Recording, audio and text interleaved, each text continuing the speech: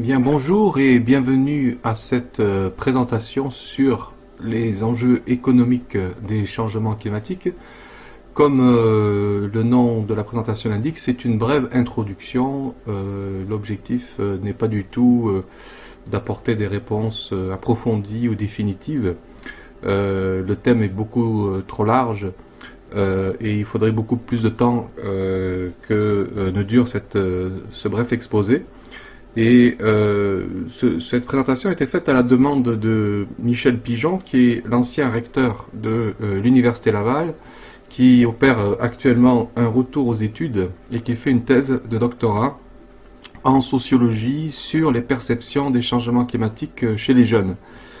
Donc il m'a demandé de faire cette synthèse, dont le but donc c'est de soulever des questions, de donner des éléments de réflexion en vue d'un débat. Alors, les liens entre l'économie et l'environnement en général ont été extrêmement débattus dans la littérature. Je pense qu'il n'y a pas un sujet qui a été autant étudié que celui-là dans toute la littérature académique sur l'environnement, sur les questions environnementales. Évidemment, la question des changements climatiques s'inscrit dans ce débat.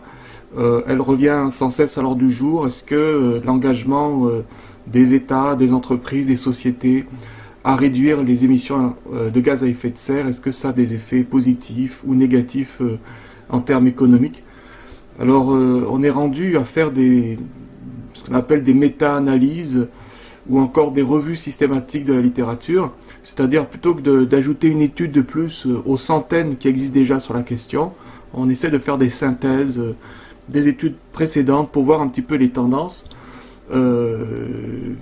Et la tendance qui se dégage, c'est plutôt une relation positive entre les engagements environnementaux et les engagements pour les changements climatiques et les performances économiques, que ce soit des entreprises ou des gouvernements. Ceci dit, il y a clairement deux modèles qui s'opposent. Il y a un modèle classique qui considère que les dépenses pour les changements climatiques ou pour l'environnement sont improductives, que les réglementations dans ce domaine ce sont des contraintes, qu'il y a des coûts associés à ça, que ça va se traduire par une baisse de compétitivité des entreprises, que ça a des effets négatifs sur la valeur des actions, ça va se traduire par des pertes d'emplois. Donc on est plus dans une logique réactive et vous aurez sans doute pas de mal à trouver des exemples de ce type d'attitude dans la...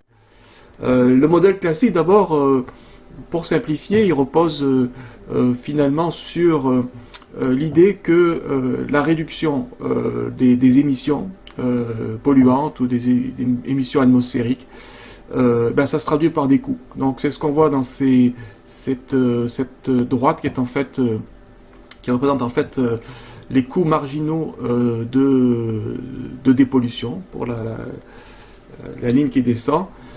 Et donc plus il y a une réduction de la pollution, et bien plus ça coûte cher pour l'entreprise. Donc on voit bien qu'on est ici dans une perspective de relation gagnant-perdant entre l'économie et l'environnement. Alors il y a une autre droite qui apparaît, c'est ce qu'on appelle les coûts marginaux de pollution, c'est-à-dire que plus la pollution augmente, et bien plus il y a ce que les économistes appellent des externalités négatives, c'est-à-dire que les coûts sont reportés à la charge de la collectivité. Et donc, selon cette logique microéconomique, il y aurait ce qu'on appelle un niveau optimal de pollution, qui est en fait le point de rencontre entre les coûts marginaux de dépollution et les coûts marginaux de pollution. Donc, dans cette logique-là, si le niveau de pollution est au-dessus de ce niveau optimal, eh bien, les externalités négatives supportées par la communauté sont excessives. L'entreprise doit réduire ses émissions, il faut mettre en place des règlements. Par contre, si ce niveau de pollution est en dessous de ce niveau optimal de pollution, eh bien, on considère implicitement que l'entreprise supporte une charge excessive. Alors on voit bien que le caractère extrêmement simplificateur de ce type d'analyse auquel pour ma part, je ne souscris pas du tout. D'abord parce que quand on parle d'externalités négatives, on postule dans ce genre d'analyse qu'on est capable de mesurer précisément le coût de la pollution, ce qui est extrêmement difficile. Il y a des effets à court terme, il y a des effets à long terme. Il y a également, on s'en rend compte de plus en plus, des décès qui sont liés à la pollution. Un rapport qui a été remis en 2017, qui a fait une analyse pour l'année 2015, considère que 16% de l'ensemble des décès dans le monde découlent de maladies liées à la pollution, en particulier la pollution atmosphérique. Donc c'est tout à fait considérable, et c'est évidemment, ça soulève des questions éthiques complexes, ce que représente en termes de coûts ces décès, et si ça vaut la peine de réduire la pollution et les émissions atmosphériques en particulier. Ici vous avez une autre estimation des coûts de la dégradation de l'environnement, en particulier de la pollution de l'air, sur la santé en particulier, et donc on voit qu'en Chine ça représente, selon cette estimation, entre 4 et 5% du produit intérieur brut. Donc il y a un lien entre l'environnement et la santé, et ces liens, je crois, ne sont pas nécessairement pris en compte par les gouvernements. Vous avez ici les dépenses du gouvernement du Québec, et vous voyez que la principale dépense qui apparaît en jaune, c'est la santé et services sociaux. Ça représente aujourd'hui, on va dire, 50% des dépenses du gouvernement. Et puis si vous regardez par contre le ministère du développement durable, de l'environnement, de la lutte au changement climatique, il a changé de nom récemment, avec le changement de gouvernement en 2018, mais il représente 0,22%. Donc si vous comparez le montant alloué à ce ministère par rapport à celui alloué pour la santé, on voit qu'il y a un écart énorme, même si évidemment il y a d'autres fonds qui sont alloués pour l'environnement, notamment le fonds vert qui a été mis en place au Québec justement pour lutter contre les problèmes de changement climatique. Mais on voit bien que au niveau des dépenses publiques, il n'y a pas une prise de conscience suffisamment grande, à mon avis, des gouvernements par rapport aux enjeux environnementaux en général. Alors, on parlait des coûts pour la société, il y a aussi des coûts pour l'entreprise de ne pas se préoccuper suffisamment de ces questions. Vous avez sans doute tous entendu parler du Dieselgate, qui est lié à de fausses déclarations d'un certain nombre d'entreprises, en particulier Volkswagen, fausses déclarations concernant les émissions polluantes des véhicules automobiles, en particulier véhicules diesel. Et jusqu'à présent, cette affaire a coûté près de 30 milliards d'euros à Volkswagen, en raison des poursuites juridiques, des centaines de milliers de véhicules qui ont été immobilisés. On vient également de découvrir, suite à des études qui ont été faites, je crois en 2017-2018, que la pollution supplémentaire créée par les émissions non déclarées des entreprises dans l'affaire du Dieselgate représenterait 5000 décès par an en Europe. Donc vous imaginez tous les enjeux sociaux, humains, économiques derrière cette affaire.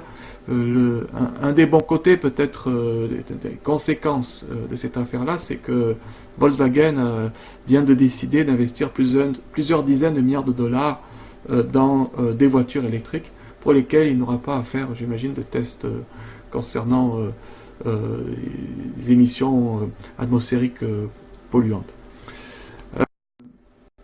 Alors il y a aussi des retombées pour les entreprises en termes de légitimité sociale, en termes d'image. Donc plus les entreprises s'engagent dans le domaine de la lutte au changement climatique, de la protection de l'environnement, et plus ça tend, enfin en principe, à améliorer leur image. On voit ici une étude qui a été faite auprès de 25 000 citoyens dans 23 pays, et on voit que pour une grande majorité de citoyens, en tout cas de pays comme l'Australie, le Canada, le rôle des grandes entreprises dans la société n'est pas seulement de faire du profit, de payer des taxes, créer des emplois, obéir aux lois, mais c'est aussi s'engager davantage pour construire une société meilleure. Et on voit aussi que parmi les facteurs qui influencent le plus les impressions des individus concernant les entreprises, eh bien, la responsabilité sociale arrive en tête avant même la réputation de la marque. Un autre point à considérer quand on réfléchit aux conséquences économiques des changements climatiques, c'est tous les marchés liés à ces enjeux. Ils sont énormes, quand on pense aux investissements d'infrastructures, qu'on pense aux voitures électriques. Ici, vous avez une figure qui représente les 12 principaux enjeux pour l'économie mondiale qui sont estimés en milliards de dollars. On voit que sur ces 12 enjeux, il y en a 6 qui concernent les questions environnementales. Je les ai identifiés ici par une petite étoile. Par exemple, l'efficience énergétique, on estime marcher à plus de 1300 milliards de dollars. Énergie propre, on le voit ici, 1200 milliards de dollars. Économie circulaire, donc c'est un concept qu'on appelle aussi écologie industrielle, dans lequel on cherche à créer des synergies de sous-produits industriels dans lesquels ce qui est un déchet pour l'entreprise est une ressource pour une autre. Donc on voit l'importance de ces marchés de l'environnement, en particulier ceux liés au changement climatique, et donc ce qui peut apparaître comme une dépense pour une entreprise, c'est une opportunité de croissance, de revenus pour une autre. Même si certains gouvernements, j'ai cité tout à l'heure le cas du gouvernement fédéral américain, même si certains gouvernements sont réticents à s'engager à la lutte au changement climatique, il ne faut pas oublier qu'à différents paliers de gouvernement, aux États-Unis, il y a plusieurs États qui sont très engagés dans ce domaine-là, c'est le cas au Canada aussi. Il y a aussi les villes qui sont très engagées, pas toutes, hein, mais il y a des efforts qui sont mis en place pour lutter contre les changements climatiques, pour lutter contre la pollution. On a vu tout à l'heure le nombre de décès qui étaient associés à ça. Il y a une organisation, le C40, qui regroupe les 40 principales villes dans le monde, qui a pris des engagements pour la lutte au changement climatique. Vous avez ici des estimations concernant les investissements de 533 villes. Il s'agit de grosses villes qui représentent 26 milliards de dollars, donc d'investissements liés au changement climatique. Et un nombre croissant de ces villes vont faire des rapports dans lesquels ils vont rendre compte de l'évolution, de la situation en termes de changement climatique, un peu comme les entreprises vont faire des rapports finalement de développement durable. Quand on parle des enjeux économiques associés au changement climatique et à l'environnement en général, il ne faut pas oublier aussi l'importance des marchés financiers qui, de façon étonnante, jouent de plus en plus un rôle actif à travers des portefeuilles d'investissement qui se disent éthiques, responsables, peu importe la dénomination qu'on leur donne. Et donc il y a dans ce domaine-là toutes sortes d'agences de notation extra-financière comme Vigeo, MSCI, etc., qui vont faire des analyses sur l'engagement des entreprises dans le domaine des changements climatiques, du développement durable en général. Et ces classements d'entreprises vont être diffusés ou vendus à des investisseurs qui développent des produits financiers qui se veulent responsables. Et on voit dans cette figure ici que ces investissements ont augmenté de façon extrêmement importante au cours des dernières années. On parle de 33% d'augmentation au cours des 2-3 dernières années. Et ça représenterait aujourd'hui près de 9 000 milliards de dollars. Donc c'est tout à fait considérable. Après, on pourrait bien sûr discuter longuement sur ce que signifient ces chiffres et sur le type de produit financier qui est concerné et surtout sur la façon de mesurer les performances des entreprises en matière de changement climatique. Il y aurait beaucoup à dire là-dessus et si ça vous intéresse, on a fait avec la chaire que je dirige de nombreuses recherches sur la mesurabilité des performances de développement durable et la fiabilité très incertaine, je dois dire, des informations dans ce domaine-là divulguées par les entreprises. Pourquoi les informations sont-elles aussi incertaines en termes de fiabilité, en termes de précision? Parce qu'elles reposent beaucoup sur de l'autodéclaration. Vous avez notamment un mouvement, un groupe qui a été créé, ce qu'on appelle le Carbon Disclosure Project, qui fait des analyses auprès des entreprises en termes d'action pour les changements climatiques. Et ce groupe-là représente quand même des investisseurs importants qui représentent près de 100 000 milliards de dollars. Pardon, 100 milliards de dollars, d'après ce que je vois ici.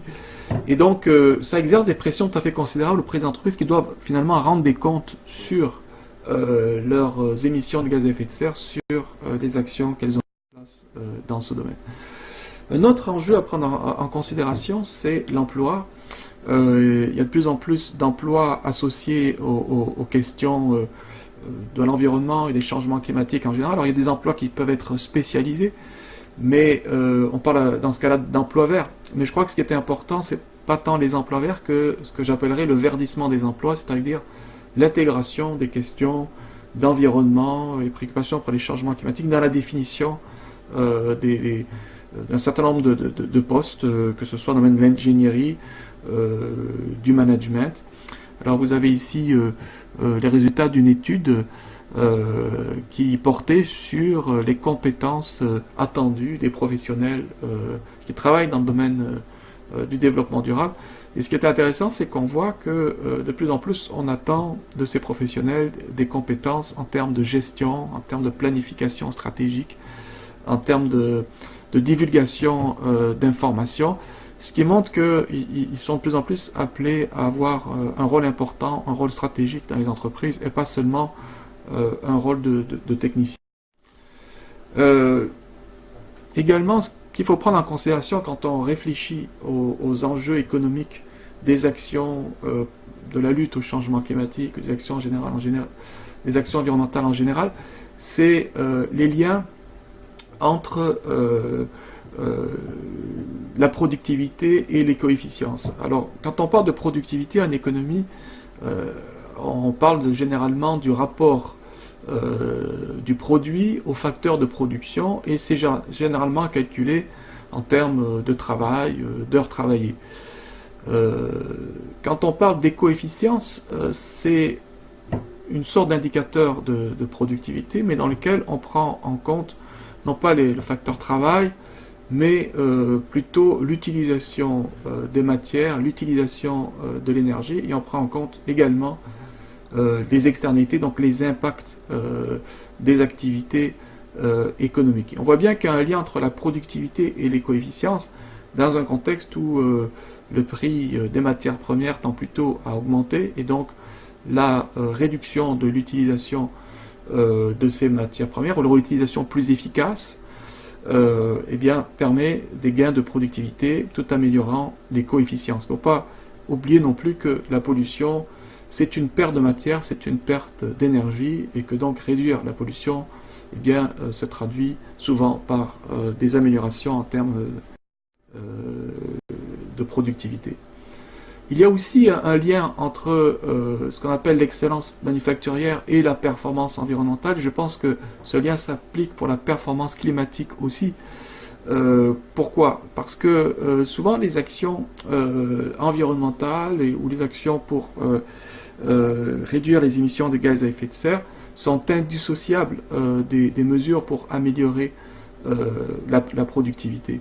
Et les bonnes pratiques manufacturières, soit dans le domaine de la qualité, la santé, sécurité, la productivité, etc., ont souvent des impacts environnementaux, permettent de réduire les déchets, permettent d'améliorer l'efficacité énergétique, etc. Et donc, dans ce contexte, souvent les entreprises les plus rentables sont aussi des entreprises qui sont les plus performantes sur le plan de l'environnement. Tant et si bien que les performances environnementales peuvent, à la limite, être utilisées comme un indicateur et aussi une conséquence de l'excellence manufacturière. En fait, c'est une relation circulaire parce que les entreprises les plus productives et les mieux gérées vont également avoir tendance à dégager plus de marge de manœuvre, plus de moyens pour lutter contre les changements climatiques, pour mettre en place des actions environnementales, lesquelles vont aussi avoir un impact sur la productivité, en particulier lorsque ce sont des actions préventives, c'est-à-dire qui agissent, disons, à la source des problèmes et non pas des actions palliatives en aval des processus de production qui, elles, se traduisent davantage par des coûts.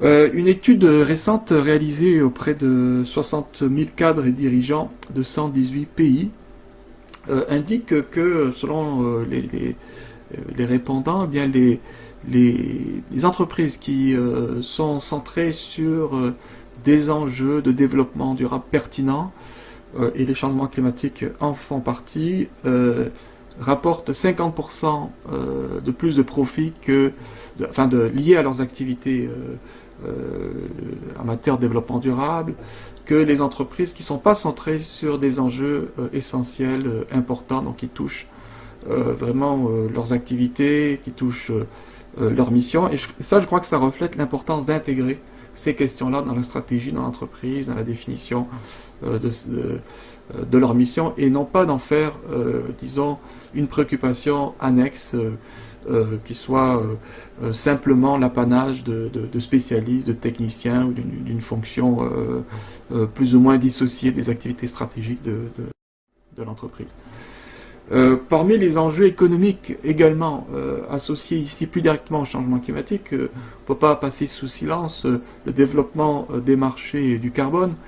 Au Québec, il y a un marché qui a été mis en place en collaboration avec d'autres provinces ou États américains, dont la Californie. Il y avait autrefois l'Ontario qui s'est retiré très récemment de ce marché, qui permet d'échanger des permis d'échange d'émissions de gaz à effet de serre. Donc les gouvernements vont fixer des objectifs, des planchers d'émissions, et les entreprises qui vont atteindre des objectifs en deçà de ces limites vont pouvoir vendre des crédits d'émission sur ces marchés.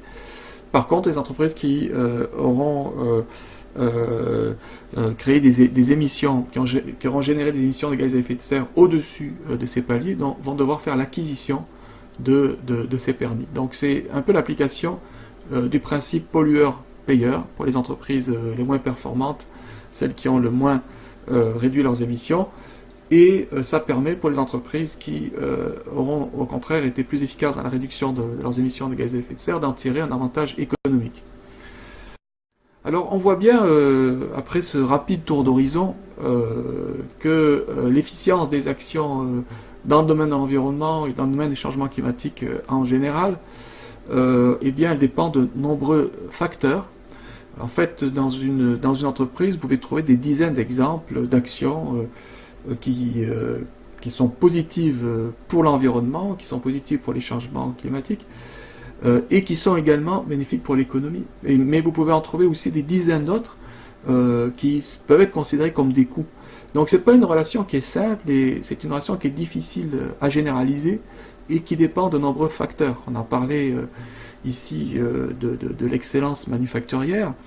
On aurait pu parler aussi des aspects humains sur lesquels j'ai fait ma thèse doctorat ainsi que d'autres recherches. J'en ai pas parlé, mais il est clair que dans les entreprises où les employés sont très engagés en matière de réduction des impacts environnementaux, eh bien, il y a des solutions qui sont mises en place qui sont généralement moins coûteuses que lorsqu'on est dans une logique de grands projets avec des grands systèmes d'ingénierie qui peuvent être assez coûteux à mettre en place. Il y a également le fait que certaines entreprises sont centrées sur les enjeux essentiels qui sont liés à leur activité de base, versus des entreprises qui vont faire des actions plus ou moins sporadiques. C'est un autre élément à considérer quand on réfléchit à l'efficience des objectifs dans ce domaine.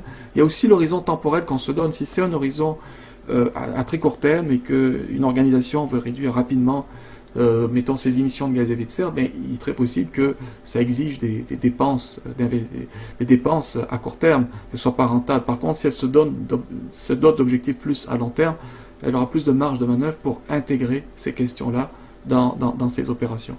Ça peut dépendre aussi du cycle de renouvellement des investissements. Quand on regarde certaines industries comme l'aluminium, où vous pouvez avoir une durée de vie des équipements qui peut être de 50 ans ou plus. Et donc, certaines usines n'ont pas été conçues vraiment pour tenir compte des normes environnementales d'aujourd'hui, pour réduire au maximum les émissions de gaz à effet de serre. Par contre, dans des entreprises où le cycle de renouvellement des investissements est beaucoup plus rapide, eh bien, il y a plus de possibilités d'intégrer ces questions-là dans la conception même des procédés et donc d'aboutir à une logique plus gagnant-gagnant. Par contre, dans ces entreprises aussi, il y a d'autres types d'enjeux qui se mettent en place. Quand on pense à toute l'industrie de production de téléphones portables, avec l'obsolescence planifiée qui génère une quantité énorme de déchets et de conséquences environnementales importantes.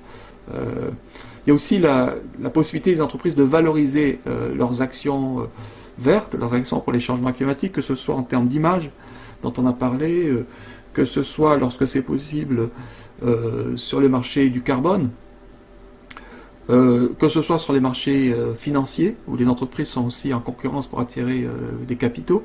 Donc tout cela va jouer sur les implications économiques des actions dans ce domaine-là. On voit d'ailleurs que la mentalité des dirigeants d'entreprise est en train de changer. Vous avez ici une étude qui le montre. On voit que de moins en moins de dirigeants considèrent que leurs engagements dans ce domaine-là doivent se limiter, si vous voulez, aux contraintes réglementaires, aux obligations sociales. De moins en moins de dirigeants qui considèrent cela comme un coût, et je peux le constater moi-même dans les séminaires que je donne auprès des dirigeants d'entreprise ou de conseils d'administration, qu'il y a encore des responsables qui considèrent que ces questions-là, c'est avant tout des coûts. Mais c'est de moins en moins fréquent. De plus en plus de dirigeants considèrent qu'il y a des opportunités vraiment associées à ça. Et c'est ce qu'on voit, on voit ici sur cette figure. De plus en plus de dirigeants considèrent que c'est cohérent avec, disons, avec la mission de l'entreprise, et surtout de plus en plus d'opportunités associées à des produits, des services liés à ces questions-là. Donc je pense que c'est plutôt de bon augure. Je ne pourrais pas, je pense, terminer cette présentation en soulevant la question, est-ce qu'on a vraiment le choix que d'agir de façon plus substantielle par rapport à la réduction des émissions de gaz à effet de serre et par rapport à la réduction de la pollution en général, quand on considère que l'empreinte écologique des habitants de cette planète tend à augmenter. Donc l'empreinte écologique, finalement, c'est l'empreinte que laisse une population donnée compte tenu de son mode de vie. Et c'est calculé en général en hectares. Et donc cette empreinte augmente en même temps que la population sur Terre augmente. Et ce qu'on appelle la biocapacité, c'est-à-dire la capacité d'absorber cette empreinte, donc qui se traduit par des déchets, des émissions de gaz à effet de serre, etc. La biocapacité de la planète diminue. Elle est autour de 2,1 hectares par personne actuellement, alors que l'empreinte écologique par personne est autour de 3 hectares. Donc on voit qu'il y a un différentiel important, et c'est la raison pour laquelle on entend dans les médias aux alentours de début août ce qu'on appelle le jour du dépassement. Alors en 2018, si ma mémoire est bonne, c'était le 1er août. À partir du 1er août, on considérait que on vivait à crédit, c'est parce que on avait épuisé la capacité de renouvellement des écosystèmes. Et donc on commençait à toucher au capital naturel. Alors, cette empreinte écologique est très variable selon les pays. J'ai parlé de 3, c'est une moyenne mondiale. Si je prends le Canada, on est plutôt à 7, et c'est le cas de beaucoup de pays riches. Et donc, on voit bien que si tous les pays du monde avaient le même niveau de vie que le Canada, on voit bien qu'il faudrait plusieurs planètes Terre pour y répondre, ce qui est évidemment impossible. Il faudrait 4 planètes Terre pour y répondre, ce qui montre bien qu'on n'est pas engagé dans ce qu'on pourrait appeler un développement durable. La définition de développement durable, c'est un mode de développement qui répond aux besoins du présent sans remettre en cause la capacité des générations futures de répondre aux leurs. Donc on n'est clairement pas engagé dans cette voie-là actuellement. Alors voilà, ça fait le tour de cette présentation sur les enjeux économiques des changements climatiques et des questions environnementales en général. C'était une brève introduction qui, je l'espère, aura nourri votre réflexion sur ces questions extrêmement complexes.